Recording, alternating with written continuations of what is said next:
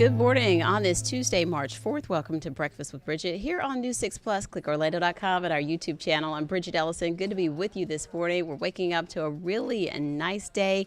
Looking forward to getting that forecast from Chief Meteorologist Candace Campos. Some updates from Trooper Steve on our roads this morning, which had a few nasty crashes. We'll also check your top headlines. So first, we'll swing it on over to the Pinpoint Weather Center and Chief Meteorologist Candace Campos getting us ready for a bit of a downhill roller coaster, but a nice day today.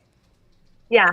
It's going to go up a little bit today and tomorrow. We'll be back into those 80s. We have some rain to contend with, and then we'll start seeing that quick little dip in temperatures on Thursday. But with that being said, that line that we're going to be tracking that will be bringing some rain and storms could have the potential, a low potential, but still something to mention and to talk about as we head into your Wednesday afternoon for strong to severe weather. So let's take it to the maps. Happy Mardi Gras, everyone. It is Fat Tuesday. It's going to be nice and dry for us here. If you're celebrating Mardi Gras, maybe at Universal, the weather's going to be fantastic. It's going to be nice. It's going to be mild.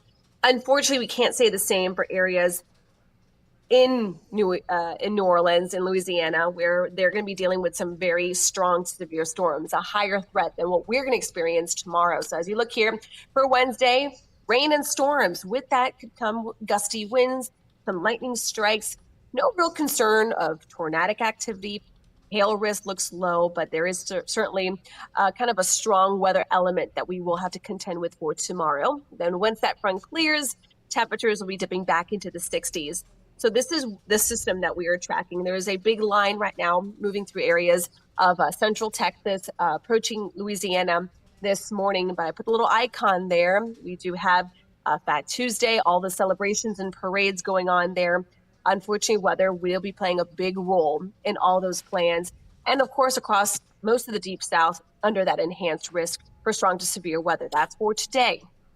Locally here, that severe weather risk is going to be shifting further towards the east along that cold front. So this is going to be more of a Wednesday play for us locally here.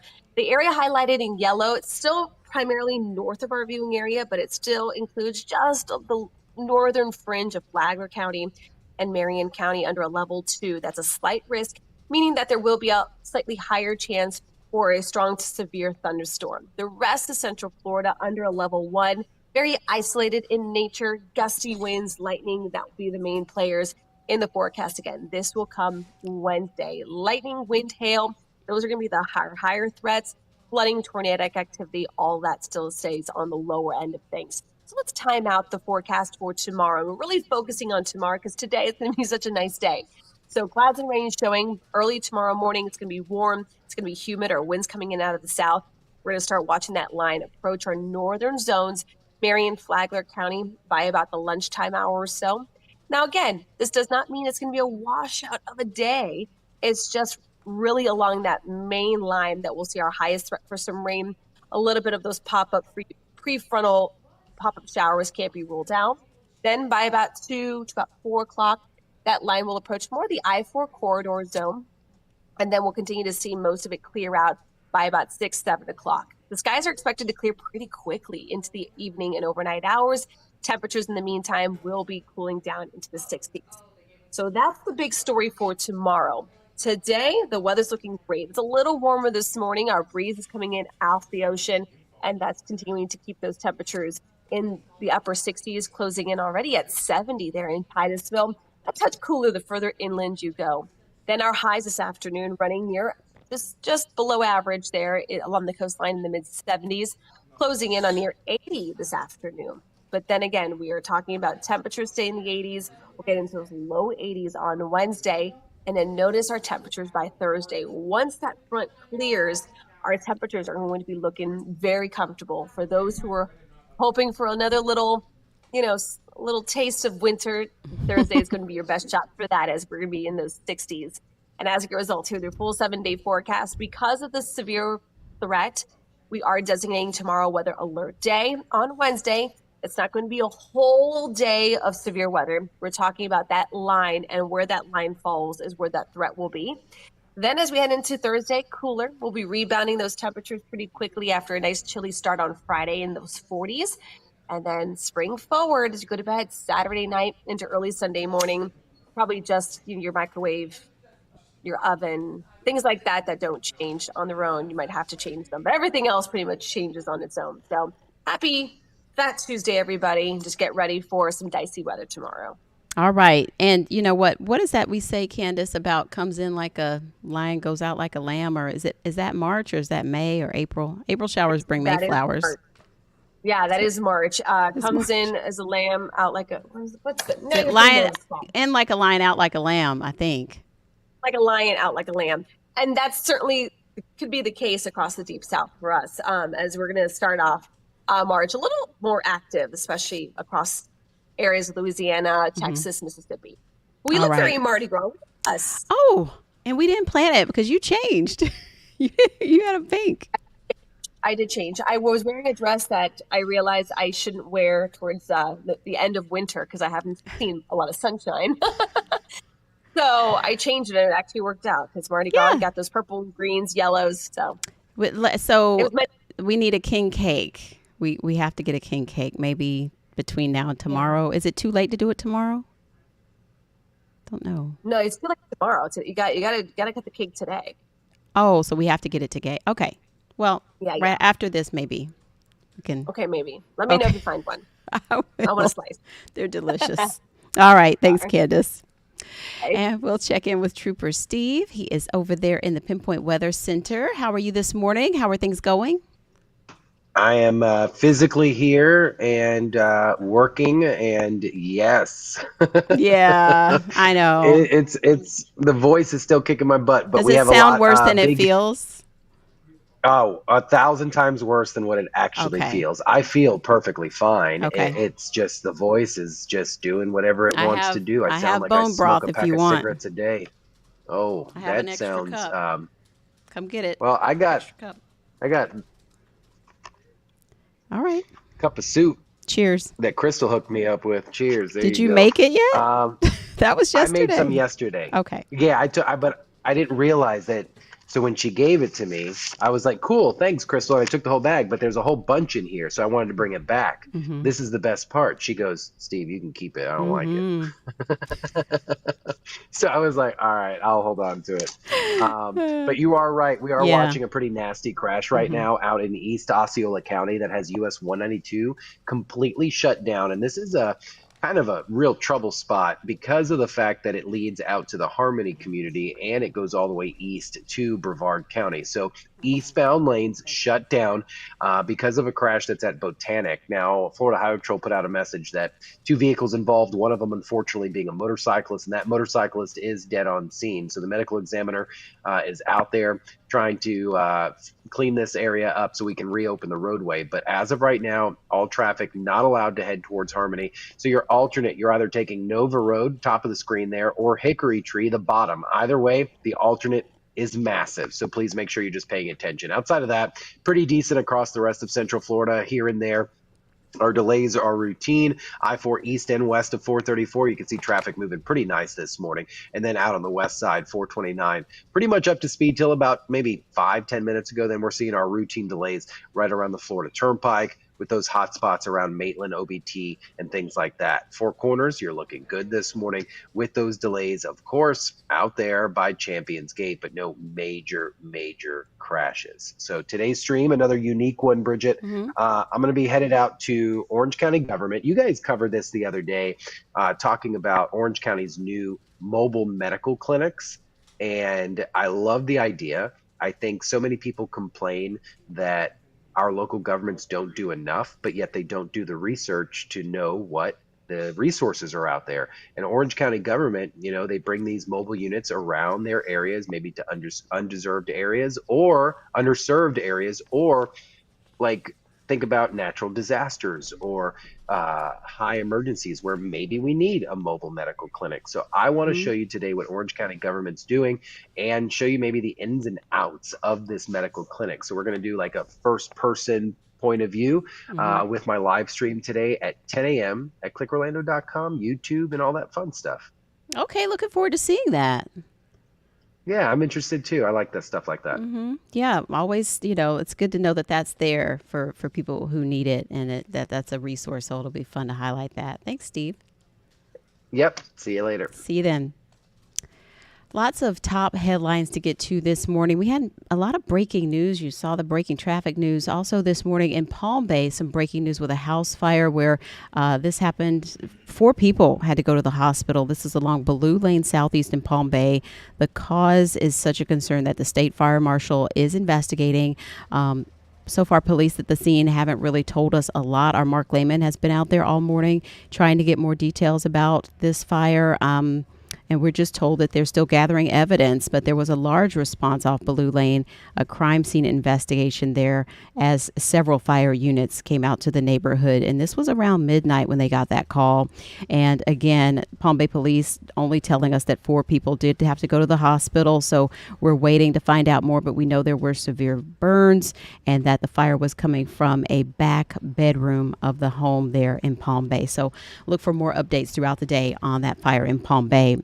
Also, a breaking update on some other breaking news we had this morning in Daytona Beach, where we heard about a shooting there, a large police presence on Butler Boulevard off of Atlantic Avenue near Oak Ridge Boulevard. And it was initially dispatched as a shooting, and we have now learned that 1 person is dead and 1 is hurt. That is the latest on that story, but we'll let you know as soon as we get updates on that shooting in Daytona Beach. Tonight, many will turn their eyes to Washington as President Trump gives his first speech to a joint session of Congress since taking office a second time. On social media, he promised to, quote, tell it like it is. And CBS's Natalie Brand has the latest on many topics that are sure to be hot ones, including the economy, immigration, and Ukraine. Weeks into a whirlwind second term in office, President Trump will address Congress and the country with the economy in focus. It comes on the day 25% tariffs went in effect overnight on the nation's 2 biggest trading partners, Canada and Mexico. It's a very powerful weapon. U.S. stocks slid sharply Monday, with economists warning that the price of everything from food to lumber to new cars could go up. There is little doubt that consumers will feel the pain of this. Yesterday, the president teased he'll also discuss Ukraine, days after his Oval Office clash with Ukrainian President Volodymyr Zelensky. You don't have the cards. CBS News has confirmed the White House has paused military aid to Ukraine, even as President Trump pushes for a peace deal with Russia and an economic agreement to mine Ukraine's earth minerals. I think everybody has to get into a room, so to speak, and we have to make a deal. President Trump's domestic agenda is expected to be front and center tonight, including stepped-up immigration enforcement and sweeping efforts to shrink the size of the federal government. White House officials say billionaire Elon Musk will be among the guests in the room amid growing anger over mass federal worker firings and cuts advocated through the Department of Government Efficiency. When did Elon Musk get the power? Several congressional Democrats say they're split over whether or not to attend. Michigan Senator Alyssa Slotkin will deliver their party's formal response. Natalie Brand, CBS News. Also starting today in Florida, the legislative session in the next 60 days will decide many laws here in the Sunshine State. They're set to get to work with a long list of bills this year, including one to drop the age to purchase a gun in the state from 21 back to 18 years of age. Another bill in the works banning fluoride across the state. We've already seen several cities take up that issue. And another one, condo complexes, their safety and affordability. Regulations that were passed after the Surfside collapse have in turn caused fees to really go up for some owners. So the exact fix remains clear. You never know when a new idea that's better than the last idea is going to pop up. And what I would say to you is that we're searching for those ideas right now. That fix remains unclear. Like he said, looking for ideas. The session kicking off this morning with Governor DeSantis' State of the State address. You can look for that here and on clickorlando.com, streaming live at 11 a.m. Also this morning, a follow-up about a traffic issue that came up in Winter Park. We were hearing some complaints about a speed hump some people said was damaging their vehicles, and our Angie Casado went out to check that out, and we learned that now the Department of Transportation's made some adjustments to that to hopefully reduce some of the complaints, and also urging people to slow down. Here's Angie. This raised crosswalk designed to improve pedestrian safety was also giving drivers a rough ride. We're just alarmed at the speed that drivers drive down here, and the and actually the lack of consideration for lane changing. There are lots of drivers that just, dice in and out and cut, and it's amazing. We just heard a car right there. Yeah, you heard a car right there. Exactly, and it's not good. I mean, they have to slow down. So I think it's a great thing. More of this is better. But some drivers said it was too steep, even damaging vehicles. We reached out to the Department of Transportation last week, who said the crosswalk was built according to plans, but that they would keep monitoring it. But just days after our story aired, crews smoothed out the side of the crosswalk, causing issues for drivers leaving Winter Park and entering Orlando. And also, this is a 30-mile-an-hour residential area. The sign's right over there, so you definitely want to slow down. All right, so we'll see if that works and if everyone's pleased with that. I'm sure we'll hear more if it's still not working out, but a good follow-up there. And now to some big news from SpaceX, the company announcing plans to launch the mega Starship rocket from the Kennedy Space Center by the end of the year. We plan to complete the Starship launch pad at Pad 39A this year. Big news, and according to our news partners at Florida Today, the move-in operations would bring in 600 new full-time jobs to the Space Coast over the next 5 years and nearly $2 billion in capital investments. SpaceX still needs to pass the environmental reviews from the Space Force and the Federal Aviation Administration, and Governor DeSantis welcoming that news in his own comments about it. We'll be right back after this break with more breaking news and headlines. Take care. Some news about a gator attack. A woman was out kayaking or paddling when she was bitten on the arm, and people are still out in that waterway, but Sky 6 flew over that scene, and News 6's Troy Campbell has more from a gator expert about why you have to watch out for gators, especially this time of year. What went through your mind when you found out someone was in fact bitten by an alligator here today? Well, here's the thing, Troy. We never, ever want to see this happen, ever. Speaking to us over Zoom after park hours, Gatorland's alligator expert Brandon Fisher says there is always a risk when around fresh water in Florida. Can't do that if you're doing an outdoor activity. If you're out on a kayak, a canoe, a boat, swimming in a designated swim area, you just got to be aware of your surroundings and not approach these animals. They're apex predators, and they're going to defend themselves. The Florida Fish and Wildlife Conservation Commission says it was called out to the Tiger Creek Preserve for a report of a woman who was bitten on the elbow by an alligator while paddling on Monday afternoon. Polk County Fire Rescue also arrived to the scene, and the victim was taken to the hospital. FWC says it then called in someone to capture the gator. Getting into breeding season, the males get very defensive of their territories and kind of push everything out of their territory. So they're going to defend it and chase away whatever. Fisher says it's possible the paddle caught the gator off guard. It'd be pretty crazy to just be attacked by one. If you're just rowing, typically they stay away from vessels, whether that be, a rowing vessel or an engine. And these animals can get spooked too if they're underwater. And the only way when they get spooked is they're going to defend themselves. It's fight or flight. Always something to be aware of, especially if you really enjoy the outdoors. And of course, we're still waiting to find out exactly how she's doing. Again, she was bitten on the arm. We do know that, and she was taken to the hospital, but an update on her condition hasn't been provided yet. But of course, we'll keep you updated if we learn more. This morning, leaders in Kissimmee are set to decide if they should continue a service offering free on-demand rides to certain areas. Commissioners are expected to vote on renewing the contract with Freebie. It began in 2023 to help connect people to a Sunrail and key points in Kissimmee. The rides are free, but they cost taxpayers. So the city would pay $413,000 to renew a one-year contract if they choose to do so. Amount of money that they're paying for such a short range, and services? I don't think so. And so Kissimmee says that Freebie's grown in popularity and the service was expanded last year. The meeting that includes a vote on that starts tonight at 6, so we'll keep you updated. Now to a warning this morning about something that's so very popular. It is the synthetic hair used in braiding and different hairstyles. And a recent testing by Consumer Reports found that several of those products have dangerous chemicals, many of them commonly found in plastics as well. In today's Insider Report, my co-anchor and insider guy Crystal Moyer has more on the findings and what you should know to stay safe. For many people, braided hairstyles are more than just fashion. They're a time-tested tradition that makes hair care easier. I like to wear braids because it saves me time in the morning. They're convenient. You can just style it and just go. Now, a new investigation by Consumer Reports is raising alarming questions about the safety of synthetic braiding hair. 10 popular synthetic braiding hair products were tested. The results are troubling. Every sample contained carcinogens, chemicals that may cause cancer. 3 of the samples tested positive for benzene, a carcinogen that is highly regulated and discouraged for use in laboratories because of the potential to cause cancer. James Rogers, who led CR synthetic hair testing, says lead was found in 90% of the products. There is no safe levels of lead.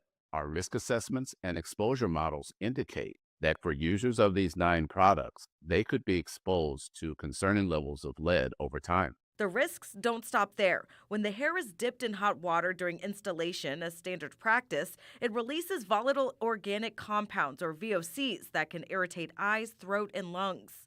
If you use synthetic braids or if you install them, experts recommend the following safety precautions to reduce risks. Check for product recalls, read labels carefully, and limit how long you wear the style. Of course, if you'd like to read up more on that, it is on our website, clickorlando.com/insider, and you can always see that Consumer Reports update as well as many others that come out throughout the week. Also this morning, a warning about your hearing. If you or someone you love plays lots of video games, it is something that can over time really damage your hearing. And so doctors are issuing a warning about playing those games with the volume up too loud. Over half of them are playing at levels that are too loud. And our hearing is something that we take for granted until we lose it. And so one big part of the problem is the earbuds and headphones and headsets, because many times that is putting that sound so close to your hearing. And so they're saying that if you can keep that volume around 50% or less and take breaks every hour, that can help over time decrease the damage to your hearing. This will help reduce the noise in the user's environment and really allow them to resist the urge to crank up the volume of the game to compensate for what's going on around them.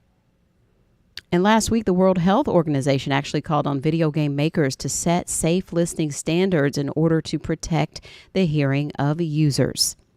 A fun update this morning about Epic Universe. We still have a few months before they officially open, but already more news about expansion. And so in a promotional video that came out just yesterday, the head of Universal Orlando said that what we see isn't all we're going to get, and we can expect the already enormous new theme park to have more attractions.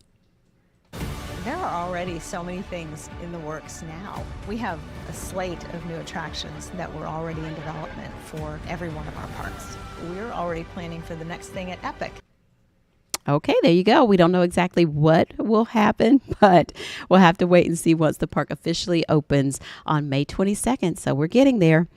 Also this morning, we want to remind you that we want to hear the stories about Oviedo. We know there are so many untold stories and many issues that you want covered, and we'd like to help you get results. So go to clickorlando.com/hitstheroad and let us know about the people, places, things, and issues happening in and around Oviedo that you'd like us to cover, and then we'll put those together for you, and we'll go live with our newscast at a location in Oviedo that we'll be announcing very soon.